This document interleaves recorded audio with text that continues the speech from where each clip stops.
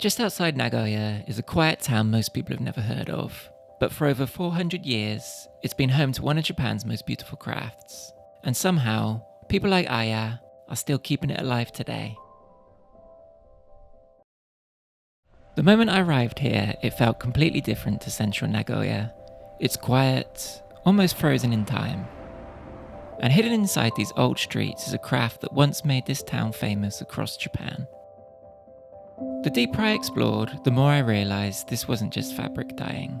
Every pattern, every tool, every tiny detail carries generations of repetition behind it.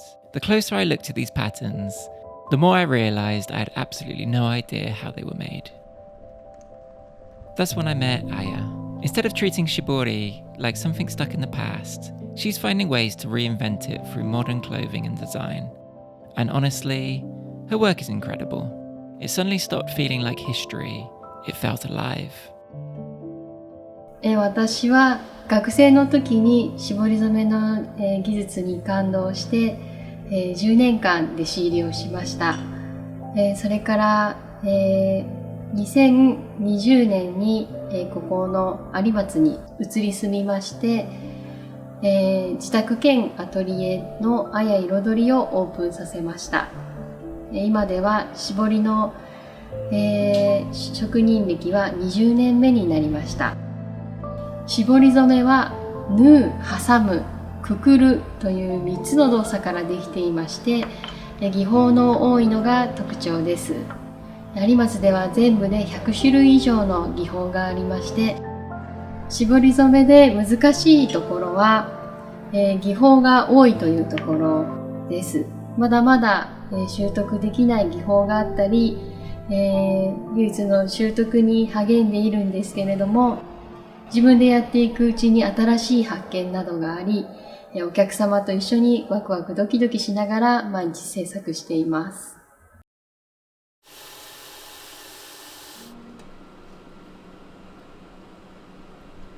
The fabric is then dyed at 60 degrees for 12 minutes with constant agitation followed by a quick wash. It was interesting seeing how modern technology helps speed things up, while the traditional techniques stay exactly the same.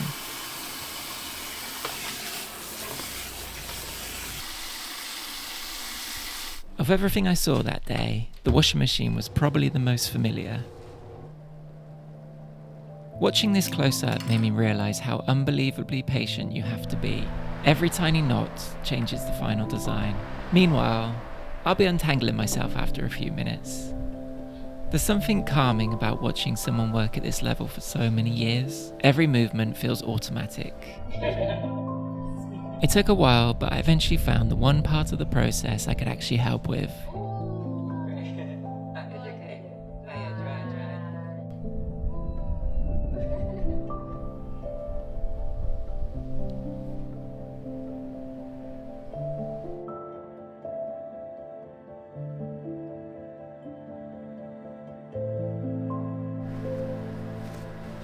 At this point, I stopped trying to understand every step. I was mostly just amazed watching how quickly and precisely she worked. Apparently, this pattern takes days to complete. And after watching for a few minutes, I completely understood why.「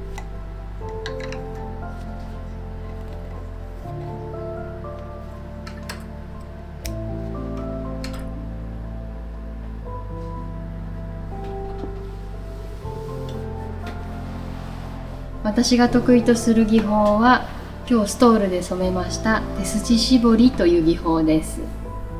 他にも皆さんが身につけてワクワクするようなアイテムの提案をしています。生地によっても柄の出方が変わっていきますので、いろんな生地を使って、技法を考案していっていきたいと思っています。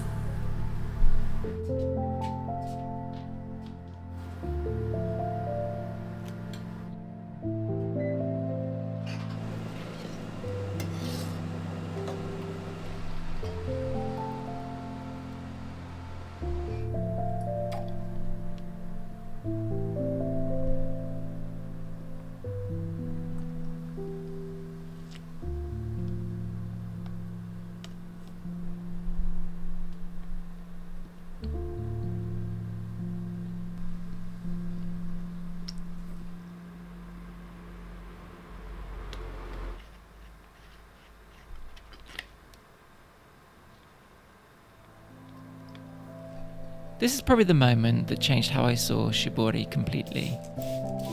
Up until now, I mostly associated it with indigo patterns and traditional textiles, but seeing these colours slowly appear felt more like watching someone paint rather than dye fabric.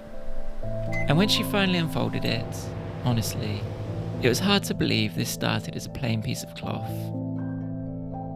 Places like this feel increasingly rare now, not because the craft is disappearing, but because slowing down long enough to appreciate it feels rare.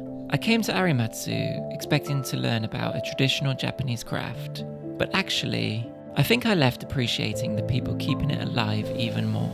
これからも、皆さんが身につけてワクワクドキドキするような商品の提案をしていきたいと思っています。自宅兼アトリエをオープンさせて一旦夢が叶いました。今度は世界に向けて絞り染めを発信していきたいと考えています。Thank you for watching, and I'll see you in the next one.